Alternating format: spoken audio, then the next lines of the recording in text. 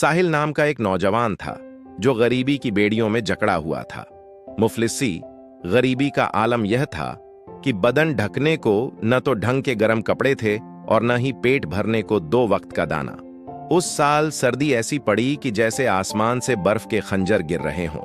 हवा के झोंकों में बर्फ की ऐसी चुभन थी जैसे कोई रूह को छलनी कर देगा। रातें इतनी खौफनाक थीं कि बिना अलाव जलाए मौत करीब नजर आती थी।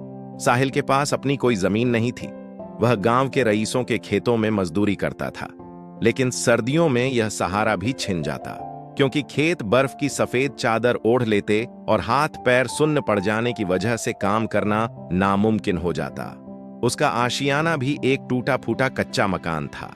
दीवारों की दरारों से सर्द हवाएं ऐसे अंदर दाखिल होतीं जैसे उनका अपना घर हो। छत से बर्फ का पानी टपकता और लकड़ी के दरवाजे इतनी जर्जर हालत में थे कि हवा का एक हल्का सा झोंका भी पूरे घर को कपा देता था। एक जुमे की नमाज के बाद गांव के एक बुजुर्ग बाबा रहमदीन साहिल के पास आए। ठंड से बाबा की सांसें भी सफेद धुएं की तरह उड़ रही थीं। बाबा ने बड़े प्यार से साहिल के कंधे पर हाथ रखा और कहा, मेरे बेटे, तू कब तक इस बेबसी की आग में झुलसता रहेगा? तू जवान है, अल्लाह ने तुझे कुव्वत ताकत दी है। अगर तू चाहे तो अपनी मेहनत से अपनी तकदीर बदल सकता है, चाहे ये बर्फ कितनी ही क्रूर क्यों ना हो जाए। साहिल ने ठंडी आह भरी और कहा, बाबा, नसीब का लिखा कौन टाल सकता है? जितनी किस्मत में है उतना ही मिलेगा। इस ठिठुरती ठंड में तो जान बचाना भारी है। मेहनत करके क्या हासिल होगा? बाबा रहमद्दीन की आंखों में एक दर्द सा उभरा। उन्होंने कहा, बेटा, यही गलती तेरे वालिद ने भी की थी। उन्होंने खुद को पूरी तरह तकदीर के भरोसे छोड़ दिया और सारा दिन घर के कोने में पड़े रहते थे। तेरी यह गरीबी तेरे वालिद की उसी सुस्ती का नतीजा है। देख, गांव में दूसरों के पास आलीशान घर हैं, जहां अंगीठियां जलती हैं और वे महफूज हैं, लेकिन तेरे पास न छत है न साया। बेटा, जब तक तू किस्मत का रोना रोएगा और सर्दी का बहाना बनाएगा, तब तक अंधेरा ही रहेगा। तुझे अपना घर बसाना है, निकाह करना है, और निकाह तभी मुमकिन है जब तेरे पास सर छुपाने को छत और तन ढकने को लिबास हो। निकाह का नाम सुनते ही साहिल के मुर्दा जिस्म में जैसे जान आ गई। उसने जोश में पूछा, बाबा, मैं क्या करूं? गांव में तो कोई काम नहीं मिलता। बाबा ने मुस्कुराकर कहा, दुनिया बहुत बड़ी है साहिल। अगर इस गांव में रिज्क रोजी नहीं है तो दूसरे गांव की तरफ रुक कर। हिजरत, प्रवास में ही बरकत है। साहिल ने बाबा की बात गांठ बांध ली। वह सर्दी की परवाह किए बिना दूसरे गांव की ओर चल दिया। कई महीनों पाना तक उसने कड़ी धूप और बर्फीली हवाओं में जी तोड़ मेहनत की। उसने शहर के कारखानों और खेतों में मजदूरी की। जब उसके पास कुछ दीनार पैसे जमा हो गए तो वह वापस लौटा। सबसे पहले उसने अपने घर की मरम्मत करवाई। दीवारों को ऊंचा और मजबूत किया, छत को नया बनाया ताकि अब ठंड का कहर उसके घर में दाखिल न हो सके। अब उसके पास गर्म कपड़े भी थे और चूल्हे में जलाने के लिए सूखी लकड़ियां भी। साहिल खुश होकर बाबा रहमदीन के पास गया और कहा, बाबा, अल्हम्दुलिल्लाह, मैंने घर दुरुस्त कर लिया है और मेरे पास खाने का राशन भी है। अब आप मेरा निकाह करवा दीजिए। बाबा रहमदीन ने कहा, ठीक है बेटा, मैं कोई रिश्ता तलाशता हूं, लेकिन याद रखना, दुनियादारी में लोग अक्सर सच को थोड़ा सजा धजा कर पेश करते हैं। जब मैं किसी को लेकर आऊं तो तू बस खामोश रहना। कुछ दिनों बाद बाबा रहमदीन भाई असलम नाम के एक शख्स को लेकर साहिल के घर पहुंचे। बाबा ने झूठ का सहारा लेते हुए कहा, असलम भाई, ये साहिल गांव का सबसे मेहनती नौजवान है। इसके पास 100 बीघा बटाईदारी की जमीन है। इसके घर में अनाज की रेल पेल रहती है। आपकी बेटी यहां रानी बनकर रहेगी। असलम, जिसे खेती किसानी और बटाईदारी का ज्यादा इल्म ज्ञान नहीं था, वह सिर्फ 100 बीघा जमीन का नाम सुनकर ही निहाल हो गया। उसने तुरंत हां कर दी। जब असलम घर लौटा और अपनी बीवी से खुशी खुशी बताया तो उसकी बीवी, जो एक किसान की बेटी थी, भड़क गई। उसने कहा, क्या नासमझी की बातें करते हो? बटाईदारी का मतलब जानते भी हो? वो जमीन उसकी नहीं है। वो तो सिर्फ जमींदार के खेत पर आधे हिस्से का मजदूर है। अगर फसल खराब हुई या जमींदार ने जमीन छीन ली तो वो लड़का फिर से सड़क पर आ जाएगा। मेरा दामाद कोई मजदूर नहीं, कोई मालिक होना चाहिए। अगले दिन असलम गुस्से में साहिल के घर पहुंचा और जमीन के कागजात मांगे।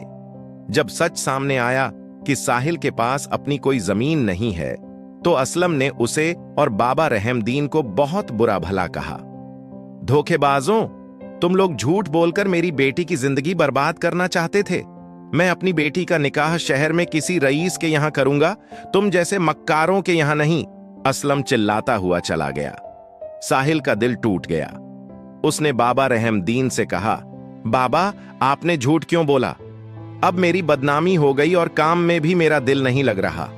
साहिल फिर से मायूस हो गया। उसका काम से मन उचट गया और धीरे धीरे उसकी माली हालत फिर से खराब होने लगी। उसे लगने लगा कि शायद उसका नसीब ही खराब है। रिश्ता टूटने और गांव में बदनामी होने के बाद साहिल का दिल टूट गया था। अब उसका उस गांव में मन नहीं लग रहा था। उसने सोचा, यहां रहकर मैं सिर्फ अपनी मुफलिसी पर आंसू बहाऊंगा, इससे बेहतर है कि मैं अल्लाह के भरोसे शहर की तरफ निकल जाऊं। अगली सुबह फज्र की नमाज के बाद साहिल ने अपनी एक छोटी सी गठरी बांधी और शहर की तरफ चल पड़ा। सर्दी इतनी थी कि रास्ते में जमी बर्फ शीशे की तरह चमक रही थी। साहिल को शहर का सही रास्ता मालूम नहीं था। चलते चलते वह एक ऐसे घने जंगल में जा पहुंचा जहां परिंदा भी पर मारने से डरता था। चारों तरफ ऊंचे ऊंचे दरख्त, पेड़ थे जो बर्फ से लदे हुए थे। देखते ही देखते सूरज डूब गया और चारों तरफ स्याह अंधेरा छा गया। भेड़ियों के रोने की आवाजें और हड्डियों को जमा देने वाली बर्फीली हवाओं ने साहिल के दिल में खौफ पैदा कर दिया। वह सोचने लगा, ऐ परवरदिगार, क्या मेरी मौत इसी वीराने में लिखी है? साहिल हिम्मत हारकर एक पेड़ के नीचे बैठने ही वाला था कि उसे दूर एक धुंधली सी रोशनी दिखाई दी। पास जाने पर उसने देखा कि एक बुजुर्ग खातून महिला, जिनका नाम माई फातिमा था, अपनी गाय को लेकर एक छोटी सी झोपड़ी की तरफ जा रही थीं। साहिल भागकर उनके पास गया और बड़े अदब से सलाम किया। अस्सलाम वालेकुम माई, मैं एक मुसाफिर हूं और रास्ता भटक गया हूं। क्या आप मुझे आज की रात अपने यहां पनाह दे सकती हैं? बाहर ठंड जान ले लेगी। माई फातिमा ने उसे सर से पांव तक देखा और रूखेपन से बोली, वालेकुम अस्सलाम। मियां, मैं तुझे जानती ना पहचानती। इस जंगल में चोर उचक्कों का क्या ठिकाना? जा, कहीं और अपना रास्ता देख। साहिल गिड़गिड़ाया, माई, मैं कोई चोर नहीं हूं। खुदा के वास्ते मुझ पर रहम करें, वरना जंगली जानवर मुझे फाड़ खाएंगे। माई फातिमा का दिल पत्थर जैसा सख्त लग रहा था। उन्होंने कहा, जंगली जानवर खाएं या ठंड मार दें, ये तेरा नसीब है। मैं किसी गैर मर्द को अपनी झोपड़ी में जगह नहीं दे सकती। साहिल ने हार मान ली और एक तरफ खड़ा हो गया। तभी माई फातिमा ने कुछ सोचकर कहा, ठहर, मैं अपनी बेटी नूरजहां से पूछकर आती हूं। अगर उसने इजाजत दी तभी तू अंदर आ पाएगा। माई फातिमा अंदर गईं और अपनी बेटी नूरजहां से कहा, बेटी, बाहर एक नौजवान खड़ा है। बड़ा ही शरीफ और नेक मालूम होता है, लेकिन इस दुनिया का क्या भरोसा। तू क्या कहती है, उसे रात भर रुकने दे? नूरजहां ने अपनी मां की आंखों में देखा और मुस्कुराकर कहा, अम्मी जान, हमारे नबी सल्लल्लाहु अलैहि वसल्लम ने मुसाफिरों की खिदमत का हुक्म दिया है। इस कड़ाके की ठंड में उसे बाहर छोड़ना गुनाह होगा। आप उसे अंदर बुला लीजिए। माई फातिमा ने साहिल को अंदर बुलाया। वहां आग जल रही थी। साहिल ने राहत की सांस ली। नूरजहां ने उसके लिए खाना परोसा। साहिल इतना थका हुआ था कि खाना खाते ही उसे गहरी नींद आ गई। अगली सुबह जब साहिल की आंख खुली तो नूरजहां उसके सामने खड़ी थी। उसने बड़े हया शर्म के साथ कहा, मुसाफिर, कल रात मैंने एक ख्वाब देखा कि मेरा निकाह आपसे हो गया है, और मैं जानती हूं कि नेक लोगों के ख्वाब अल्लाह की तरफ से एक इशारा होते हैं। मैं आपसे निकाह करना चाहती हूं। साहिल हक्का बक्का रह गया। ये तुम क्या कह रही हो? मैं तो एक गरीब मजदूर हूं, मेरे पास तुम्हें देने के लिए कुछ भी नहीं। तभी माई फातिमा अंदर आईं और उनके चेहरे पर एक अजब सा सुकून था। उन्होंने साहिल को पास बिठाया और एक राज की बात बताई। माई फातिमा ने बताया, बेटा, मैं कोई मामूली औरत नहीं हूं। मैं पास के ही एक बड़े इलाके के रईस मंसूर अली की बेवा विधवा हूं। मंसूर साहब बहुत बड़े जमींदार थे, लेकिन उनके छोटे भाई और एक मक्कार औरत ने मिलकर हमें घर से निकाल दिया और हमारी जान लेने की कोशिश की। हम 19 सालों से इस जंगल में छुप कर रह रहे थे ताकि मेरी बेटी नूरजहां महफूज रहे। उन्होंने आगे कहा, कल ही मुझे खबर मिली है कि अल्लाह का इंसाफ हो गया है। वो जालिम भाई और मक्कार औरत अपने ही बुने हुए जाल में फंस गए हैं और उन्हें जेल भेज दिया गया है। मंसूर साहब ने मरने से पहले सारी जायदाद नूरजहां के नाम कर दी थी। अब हम अपनी हवेली वापस जा रहे हैं। मुझे नूरजहां के लिए एक ईमानदार और मेहनती शरीक ए हयात जीवन साथी की तलाश थी और अल्लाह ने तुझे मेरे पास भेज दिया। साहिल की आंखों में आंसू आ गए। उसने महसूस किया कि जिस ठंड और गरीबी से वह भाग रहा था, वही मुश्किलें उसे उसकी मंजिल तक ले आईं। अगले दिन शहर से कुछ वफादार सिपाही और नौकर उन्हें लेने आए। साहिल, नूरजहां और माई फातिमा बड़े शान और शौकत के साथ अपनी हवेली वापस लौटे। साहिल और नूरजहां का निकाह बड़े धूमधाम से हुआ। साहिल, जो कल तक दूसरों के खेतों में मजदूरी के लिए तरसता था, आज एक बड़ी जमींदारी का मालिक और संरक्षक था। उसने सबसे पहले बाबा रहमदीन को अपनी हवेली बुलाया और उनका शुक्रिया अदा किया। उसने अपने गांव के उन गरीबों की भी मदद की जो ठंड में ठिठुरते थे। उसने साबित कर दिया कि अगर इंसान मेहनत करे, अपनी नीयत साफ रखे और अल्लाह पर भरोसा रखे तो वक्त का कोहरा छंट जाता है और कामयाबी का सूरज जरूर निकलता है। कहानी की सीख, जो इंसान अल्लाह पर तवक्कुल, भरोसा करता है, अल्लाह उसके लिए ऐसे रास्ते खोल देता है जिनका उसने गुमान भी नहीं किया होता। साहिल अब सिर्फ एक मजदूर नहीं, बल्कि एक बड़ी रियासत का मुहाफिज, रक्षक बन चुका था। लेकिन इतनी दौलत और रुतबा मिलने के बाद भी उसके पैर जमीन पर ही थे। उसने हवेली के दरवाजे गरीबों के लिए खोल दिए। उसने रियासत में एक बहुत बड़ा मुसाफिर खाना बनवाया, जहां कड़ाके की ठंड में किसी भी मुसाफिर को भूखा या ठिठुरता हुआ न रहना पड़े। उसकी शरीक ए हयात नूरजहां नेक और इबादत गुजार खातून थी। दोनों ने मिलकर अपनी रियासत में तालीम, शिक्षा और हुनर सिखाने के केंद्र खोले। साहिल अक्सर कहता, अल्लाह ने मुझे मुफलिसी के कोहरे से निकालकर इस धूप में खड़ा किया है ताकि मैं दूसरों के घरों के अंधेरे दूर कर सकूं। एक रोज रियासत में बहुत बड़ा अकाल और कड़ाके की ठंड पड़ी। आसपास के गांवों के लोग मदद की गुहार लेकर साहिल की हवेली आने लगे। उन्हीं लोगों की भीड़ में साहिल ने दो जाने पहचाने चेहरों को देखा।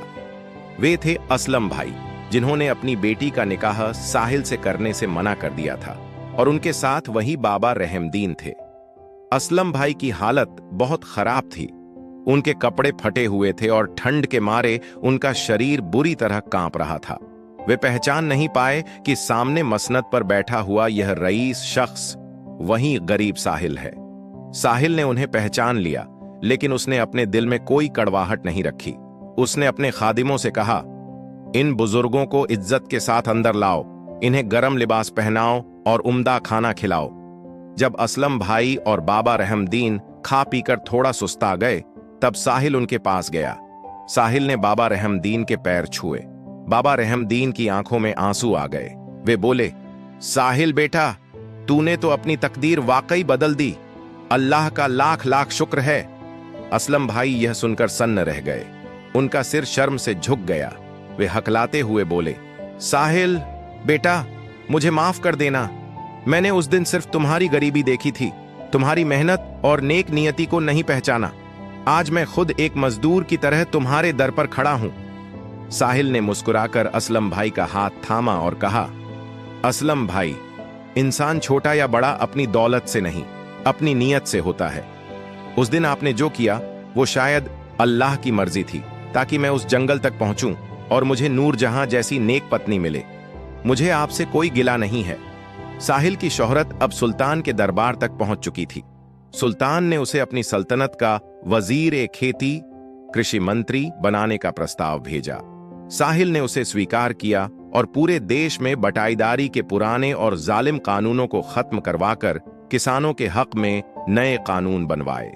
साहिल ने अपने पुराने गांव में भी एक बड़ी मस्जिद और एक आलीशान मदरसा बनवाया, जहां बच्चों को दीन और दुनिया दोनों की तालीम मुफ्त दी जाने लगी। उपसंहार। अंधेरे के बाद उजाला कहानी का अंत वहां हुआ जहां से शुरू हुई थी, एक ठंडी बर्फीली रात। लेकिन इस बार साहिल अपनी हवेली की खिड़की से बाहर देख रहा था। कोहरा अब भी घना था, लेकिन हवेली के अंदर प्यार, इबादत और इंसानियत की गर्मी थी। उसने अपने बेटे को गोद में उठाया और कहा, याद रखना बेटे, जब वक्त की हवाएं तुम्हारे खिलाफ चलें तो अपना ईमान मत डगमगाना, क्योंकि जो अल्लाह की रजा में राजी रहता है, अल्लाह उसे जमीन और आसमान दोनों की खुशियां अता करता है।